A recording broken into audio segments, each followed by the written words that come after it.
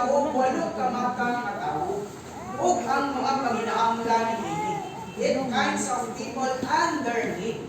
So magpakita ni nato no higala igsuon. I-evaluate nato ang atong mga kaugalingon kung sa tang matanga sa tawo ni ining butaha. Men sa Juan kapitulo 3 makita nato diya ang butan nga tawo, moral person. Men unsa may ang gikinahanglan? Ato lang isgutan. Dayon Juan kapitulo 4 dunay tawo diha babayi nga immoral nga klase nga tawo. Daghan mga bana.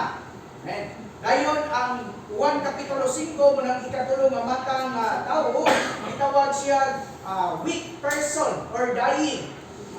Maluyahon o himalakyon. Sa kapitulo 5 ang ikaupat nga matang tawo kanang gitawag hunger person. Ang ika-5 nga matang sa tawo sa kapitulo 7 a thirsty person, ang uhaw, giuhaw nga tawo. Dayon ang mga nga tawo sa kapitulo 8, ang tawo nga makasasala. Ang ikapito nga matang nga tawo sa Juan kapitulo 9, ang butang nga tawo.